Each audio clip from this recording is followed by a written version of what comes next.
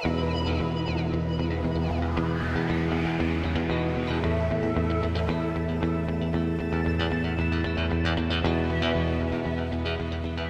and welcome to this edition of Fact or Fiction. I'm your host, Pam Howard, and in our expert seat today is Dr. Michael Jennings, founder of Personal Family Physicians. Welcome, Dr. Jennings. Thanks, Pam, and thanks to all of you for joining us. We'll help you sort through some of the confusing and conflicting health information found in the media. If you have questions you would like answered on our show, just send them to us in an email. Let's get started with today's first topic.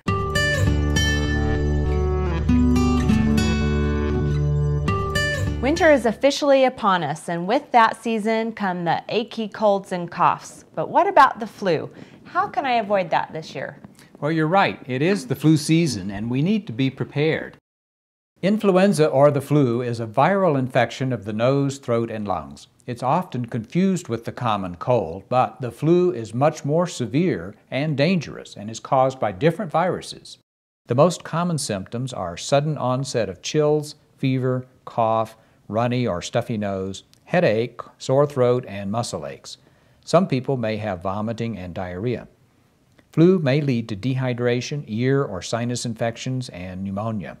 Serious complications from the flu can happen at any age, but are more likely in younger children and older adults. The flu can exacerbate chronic health problems such as asthma, diabetes, and heart problems.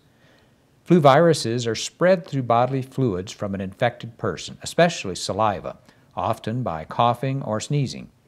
Shaking hands or touching objects such as doorknobs that have been handled by someone with the flu may expose you to the virus. Flu symptoms usually start about 2 days after exposure.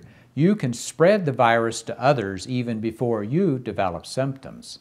People with the flu are contagious for up to 24 hours after fever ends. Some people may be infected with the flu virus but have no symptoms and can spread the virus to others who may become very ill.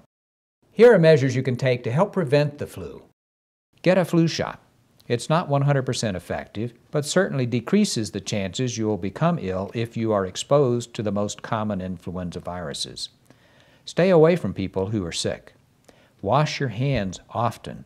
Use alcohol-based hand sanitizer when you can't wash with soap and water. Avoid touching your eyes, nose, or mouth to avoid inoculating yourself with germs you may have picked up from contaminated objects. Take care of yourself. Get plenty of sleep and exercise. Stay hydrated and eat healthy foods. If you have symptoms of the flu, stay home and get plenty of rest. See your family doctor if you have any of these symptoms. Difficulty breathing, fever with a rash, chest or stomach pain, dizziness, confusion, severe vomiting, symptoms that get better but then return with fever and worse cough.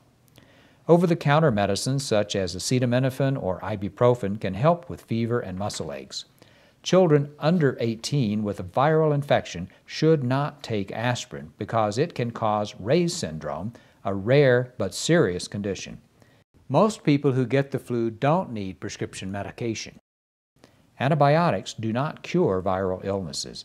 Antiviral medicines may be prescribed for people who are very ill and for those who are at risk for serious complications from the flu. Let's hope this winter is a very mild flu season. Thank you so much, Dr. Jennings. I hope this information helps our viewers to avoid the flu this year.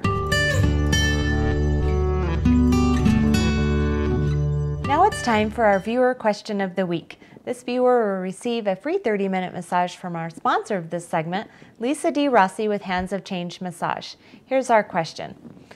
There are conflicting reports in the news about arsenic in fruit juices. How does arsenic get in the juice, and is it safe to drink juice?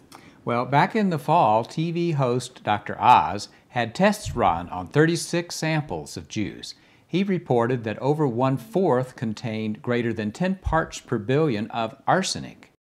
Arsenic is a naturally occurring element found in the earth, air, and water, and has many industrial uses.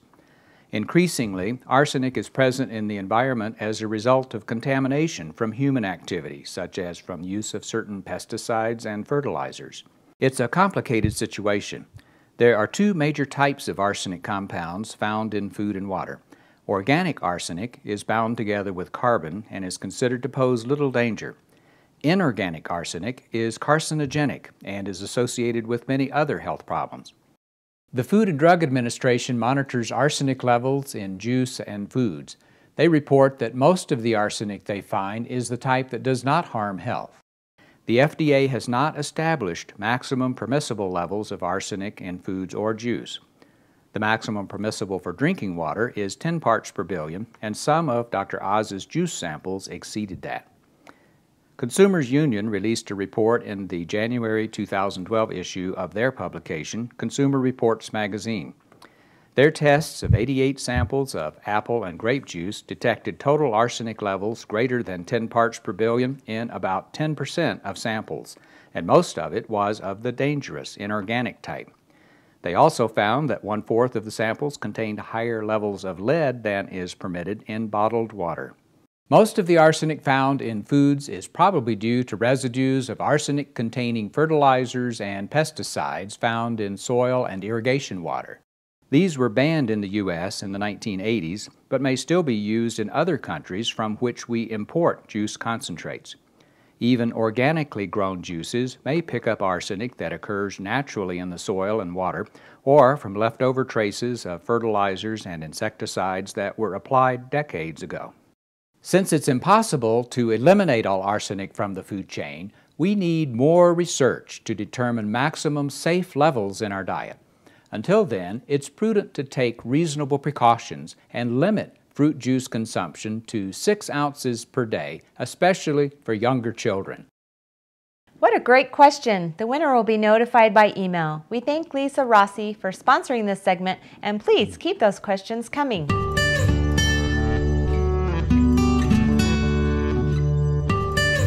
Let's take a fact or fiction test. There are lots of energy drinks on the market, and they all claim to give you a boost, help you stay alert, and increase your energy.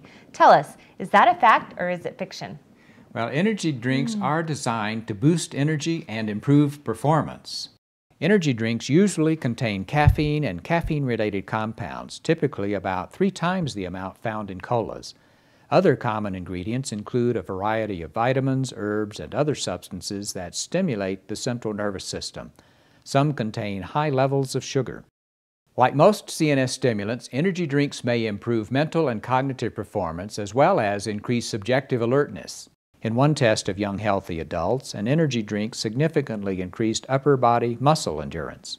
A recent review of 121 scientific studies, government reports, and media sources on energy drinks reported that 30 to 50% of teens and young adults consume energy drinks, but there was no evidence that drinks have beneficial effects in improving energy, weight loss, stamina, athletic performance, and concentration.